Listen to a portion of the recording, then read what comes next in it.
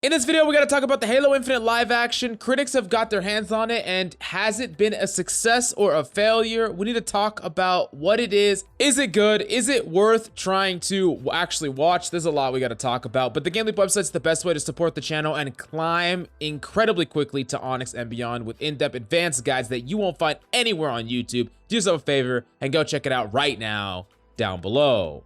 Now, Halo live action has some of the highest anticipation out of any video game IP ever, because Halo has always had a really sick storyline that has been fleshed out a lot in the books, and many gamers have been wanting to see it on the big screen or just in a high quality, high production TV show. Now, when the Halo live action got announced for the TV show for Paramount Plus, a lot of people were hesitant, right? Because gaming shows and gaming movies have more or less always flopped. Like, there's a few of them that are pretty good and there's some of them that are fantastic, but the majority of them are not good at all. So most people err on the side of cautiousness. Even if we are very excited, that doesn't necessarily mean it's gonna be just really, really good, right? And after the trailer dropped, it was definitely met with mixed reception. I didn't really think it looked that great. Now, there was a follow-up trailer that dropped, and after I watched that, that looked 10 times better. I don't know why they didn't lead with that trailer. That was way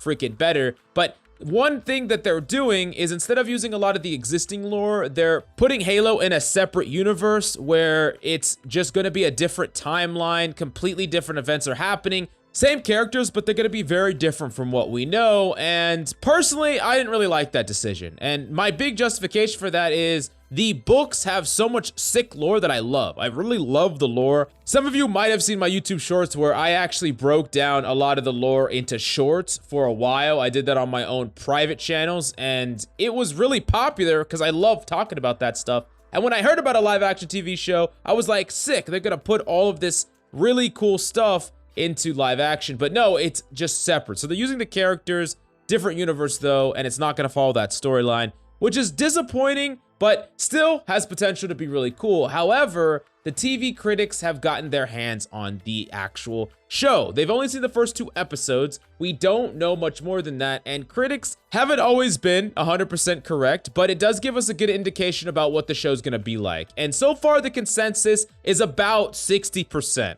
So not overly positive, not overly negative, kind of in that middle ground. And I'm gonna be honest, even if this show is just straight up mediocre, I'm still gonna love it because I just wanna see Halo related lore and Halo related things on the screen. Even if it isn't perfect and even if it isn't loved by non-fans, that doesn't matter to me because I'm gonna love it regardless. However, we do get to know more information because of what critics have been able to tell us. So first off, there's this picture of a Chevy Tahoe in a freaking scene in Halo, and one of the actual creators of the show said, "This is there for a reason." Quote, "We have to assume every single frame will be examined," which is weird. Why would there be a modern day car in the frame for an actual purpose? Not a mistake, an actual purpose. And I saw a joke in the Reddit comments that said, quote, "Chevy Tahoe being a cosmetic microtransaction for the Warthog in Halo Infinite confirmed." And I just thought that was fucking funny. But really, a lot of people are thinking that this might imply time travel, which some people are just madly hating the idea of.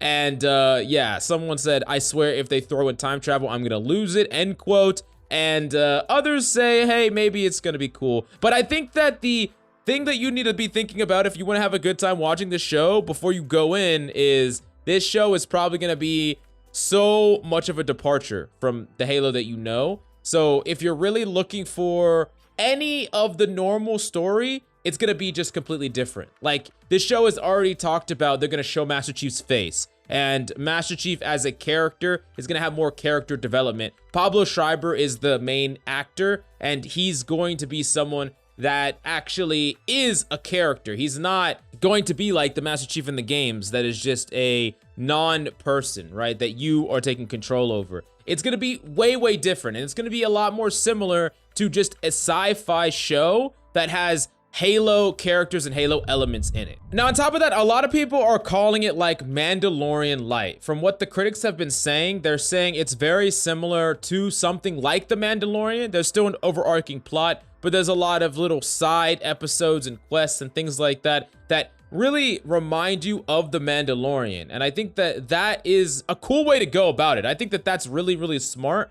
I would have preferred them do the Mandalorian style with the existing universe and the existing lore. I think there was a lot of room to do that, and it would catatonically fit. It would be a little bit more difficult. Now they can kind of do whatever they want without overriding or stepping on any of the normal lore in the main games. But I think it would be worth the effort to do that. Regardless, I think this idea is good, going with the Mandalorian, but some people, some critics really disliked it because they felt that the Master Chief in the show almost felt like a Mando copy. So it's gonna be interesting, and basically the reason that we're breaking this all down is just helping you figure out if you want to even get Paramount Plus, right? If you are someone that is even slightly interested, I would say just go for it and get that first month. I'm gonna do it. I'm gonna watch them. I'm gonna be doing a review on this channel for those of you who are interested. So if you are still on the fence and maybe you just don't want to spend the money, I'll let you know if the show is worth watching eventually. But as of now, I think that this is actually decent news.